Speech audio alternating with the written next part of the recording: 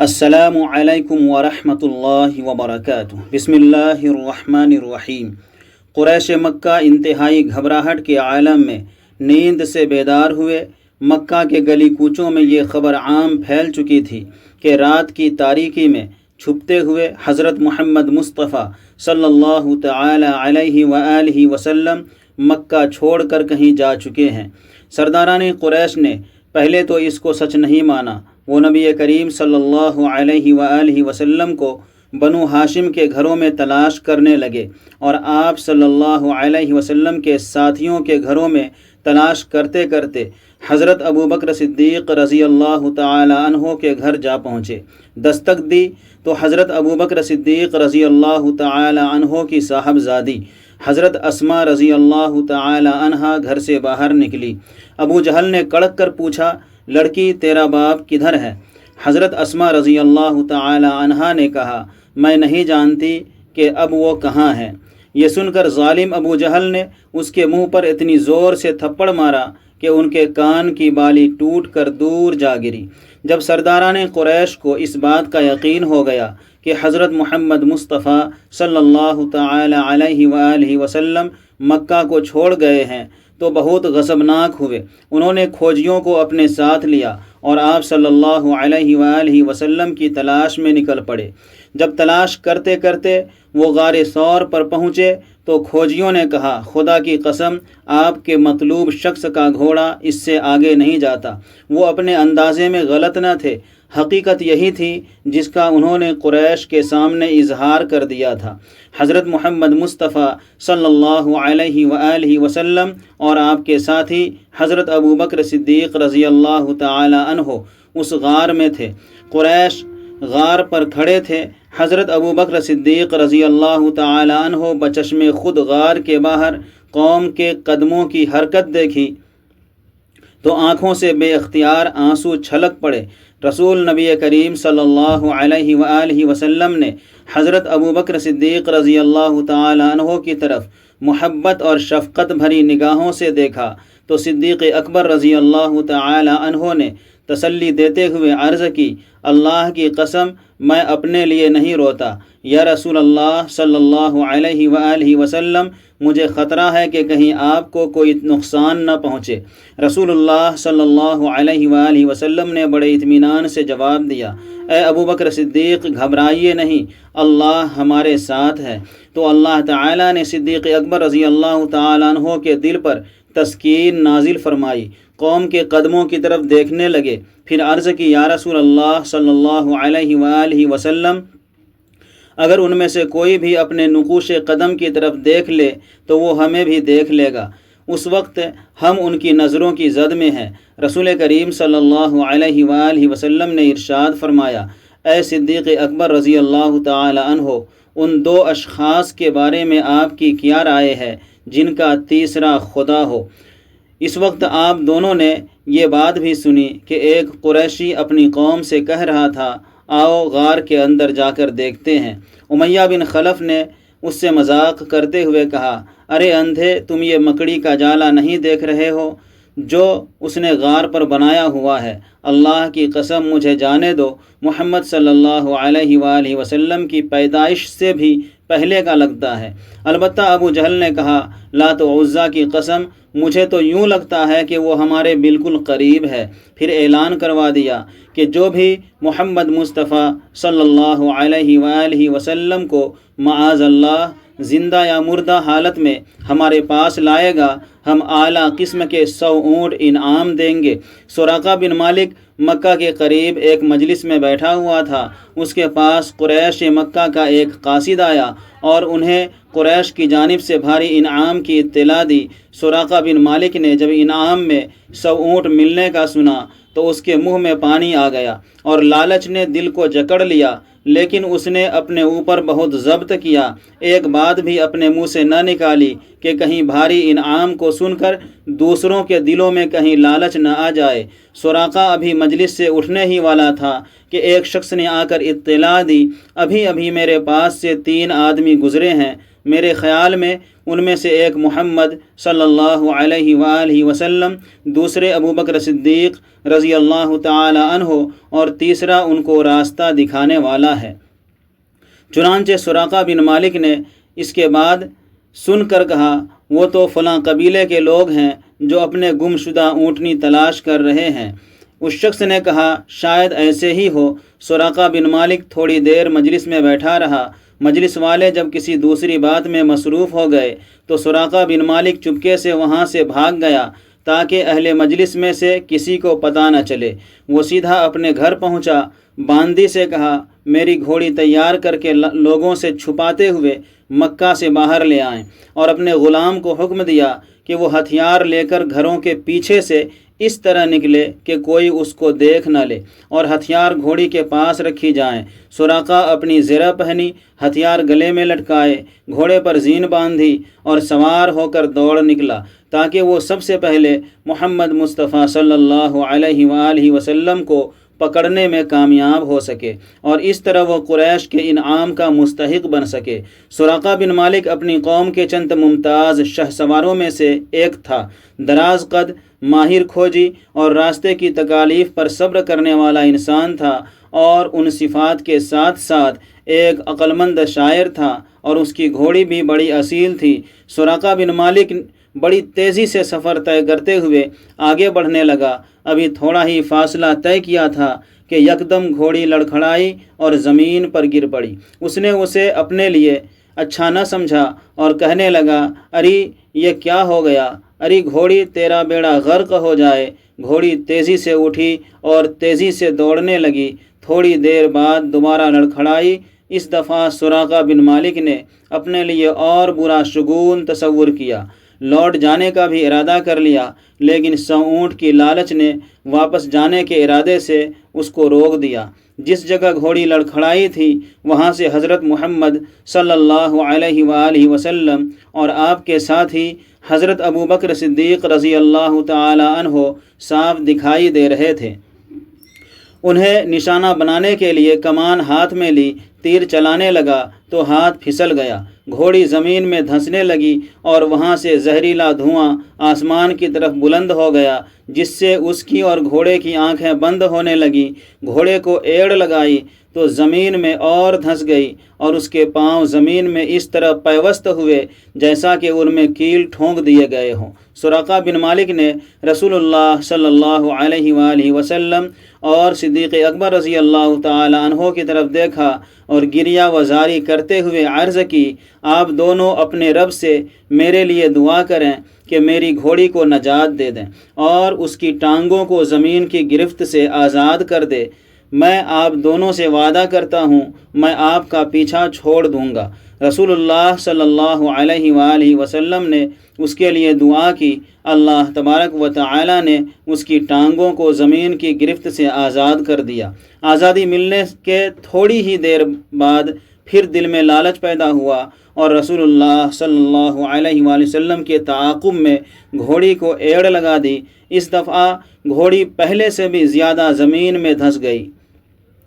سراقہ کا نفس فریادی بن کر عرض کیا، میرا سارا زاد راہ، ساز و سامان اور ہتھیار رکھ لیں، میں اللہ تعالیٰ کو گواہ بنا کر آپ دونوں سے عہد کرتا ہوں کہ راستے میں آپ کے تعاقب میں جو بھی آ رہا ہوگا میں اسے واپس لوٹا دوں گا۔ دونوں نے ارشاد فرمایا، ہمیں تمہارے زاد راہ اور ساز و سامان کی کوئی ضرورت نہیں، ہاں البتہ لوگوں کو واپس بھگا دینا۔ پھر رسول اللہ صلی اللہ علیہ وآلہ وسلم نے اس کے لیے دعا کی تو اس کی گھوڑی آزاد ہو گئی۔ جب سراقہ بن مالک لوٹنے لگا تو دور سے آواز دی اور عرض کی، اجازت ہو تو میں آپ سے بات کرنا چاہتا ہوں۔ خدا کی قسم میں کوئی ایسی حرکت نہیں کروں گا جو آپ کو ناپسند ہو۔ اور عرض کی، یا رسول اللہ صلی اللہ علیہ وآلہ وسلم، خدا کی قسم آپ کا دین غالب ہو کر رہے گا۔ آپ صلی اللہ علیہ وآلہ وسلم مجھ سے وعدہ کریں کہ جب میں آپ کی ریاست میں آؤں تو آپ میری عزت کریں گے، اور مجھے یہ وعدہ لکھ دیں۔ رسول اللہ صلی اللہ علیہ وآلہ وسلم نے حضرت صدیق اکبر رضی اللہ تعالی عنہ کو حکم دیا تو انہوں نے ایک ہڈی پر یہ عہد لکھ کر اس کے حوالے کر دیا۔ جب وہ واپس لوٹنے لگا تو نبی کریم صلی اللہ علیہ وآلہ وسلم نے ارشاد فرمایا، اے سراقہ بن مالک، جب تم کسریٰ کے کنگن پہنو گے تو تمہیں کیسا لگے گا؟ سراقہ بن مالک نے حیران ہو کر پوچھا، کسریٰ کے کنگن؟ آپ صلی اللہ علیہ وآلہ وسلم نے ارشاد فرمایا، ہاں ہاں، کسریٰ کے کنگن۔ سراقہ واپس لوٹا۔ راستے میں اسے کچھ لوگ ملے جو رسول خدا صلی اللہ علیہ وآلہ وسلم کو تلاش کر رہے تھے۔ سراقہ بن مالک نے کہا، لوگو واپس ہو جاؤ، اپنے گھروں کو چلے جاؤ، میں نے زمین کا چپا چپا چھان مارا ہے، پاؤں کے نقوش کے بارے میں تم میری مہارت کو بھی جانتے ہو، مجھے ان کا کہیں کھوج نہیں ملا، تم اپنا وقت ضائع مت کرو، میری بات مانو، واپس چلے جاؤ۔ رسول اللہ صلی اللہ علیہ وآلہ وسلم اور صدیق اکبر رضی اللہ تعالی عنہ کے ساتھ ہونے والی گفتگو اور اپنے ساتھ پیش آنے والا واقعہ کو دل میں چھپائے رکھا، یہاں تک کہ اس کو یقین ہو گیا کہ اب دونوں مدینے پہنچ چکے ہوں گے اور قریشی دشمنوں کی پہنچ سے باہر ہیں، تو سراقہ بن مالک نے یہ راز فاش کر دیا۔ جب ابو جہل کو نبی کریم صلی اللہ علیہ وآلہ وسلم کے ساتھ ملاقات اور عہد و پیمان کا پتہ چلا تو اسے بزدلی، ذلت، کمینگی اور سنہری موقع ضائع کرنے کا طعنہ دیا۔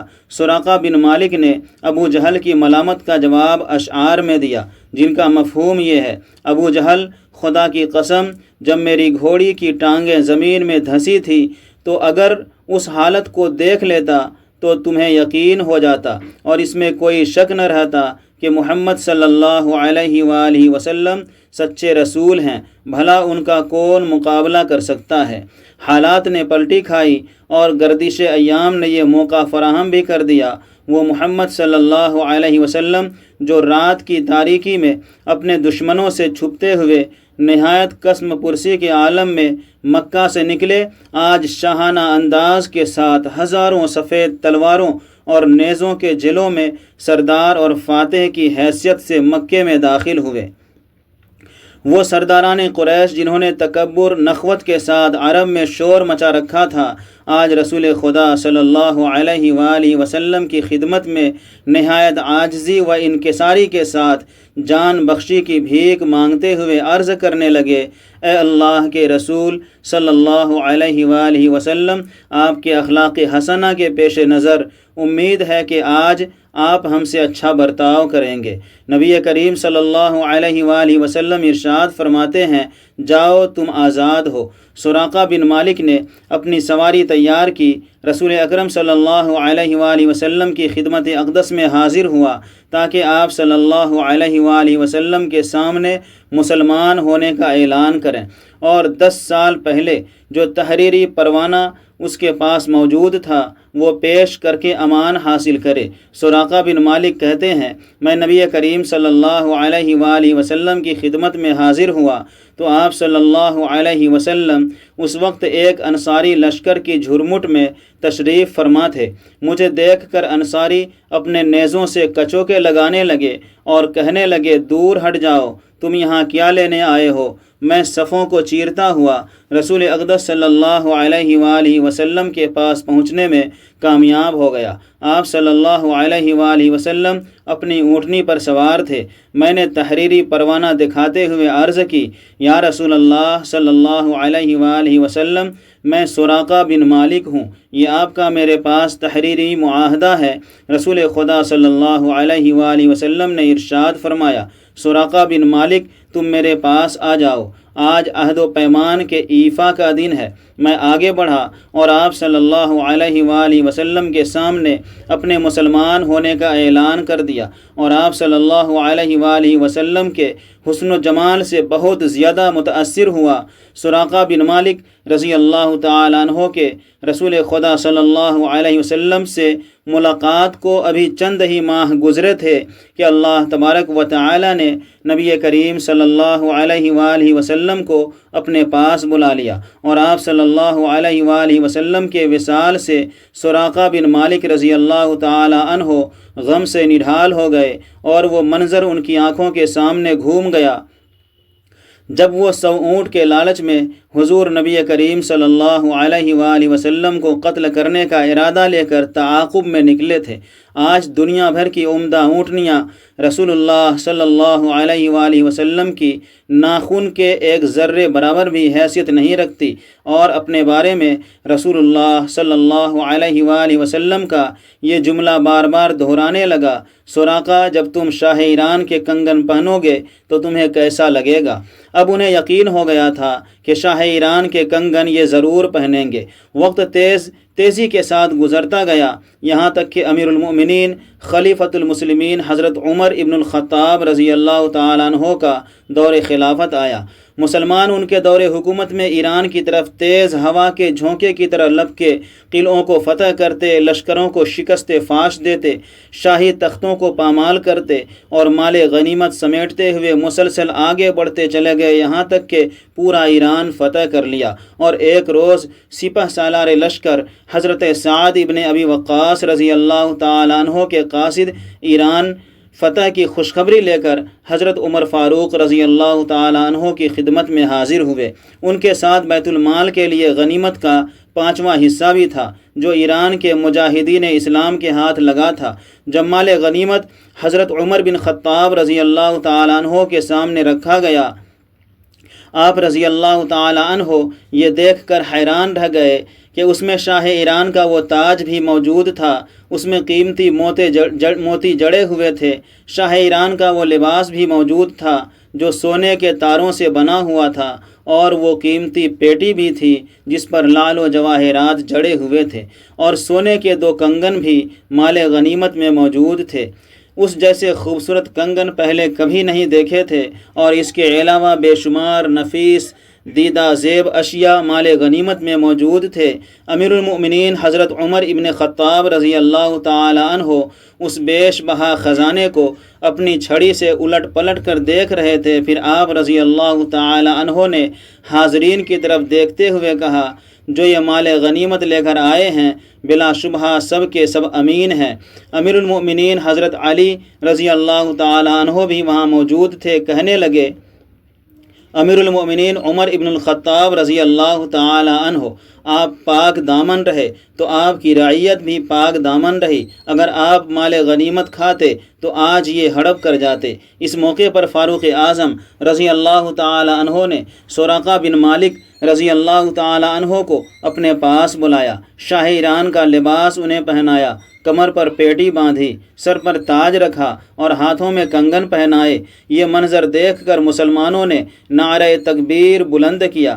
حضرت فاروق اعظم رضی اللہ تعالی عنہ نے سراقہ بن مالک رضی اللہ تعالی عنہ کی طرف دیکھ کر خوشی سے جھومتے ہوئے فرمایا، واہ واہ، اے بنو مدرج کا ایک بدو، اس کے سر پر شاہ ایران کا تاج اور ہاتھوں میں کنگر، اس شان خسروانہ کے کیا کہنے۔ پھر آسمان کی طرف سر اٹھایا اور یوں گویا ہوئے، الہی تو نے یہ مال و دولت اپنے رسول مقبول صلی اللہ علیہ وآلہ وسلم کو نہ دیا، اور وہ تجھے مجھ سے زیادہ محبوب اور عزیز تھے۔ الہی تو نے یہ مال و دولت امیر المؤمنین صدیق اکبر رضی اللہ تعالی عنہ کو نہ دیا، حالانکہ وہ تجھے مجھ سے زیادہ محبوب اور عزیز تھے۔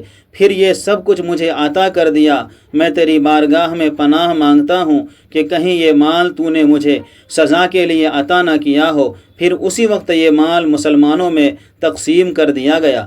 اللہ تعالی ہمیں ان نیک کاروں میں شامل فرمائے اور ہمارا خاتمہ بالخیر فرمائے، آمین ثم آمین۔ ناظرین، کمنٹ باکس میں ایک بار صلی اللہ علیہ وآلہ وسلم ضرور ٹائپ کر کیجئے گا۔ شکریہ۔ اللہ حافظ۔ السلام علیکم ورحمۃ اللہ وبرکاتہ۔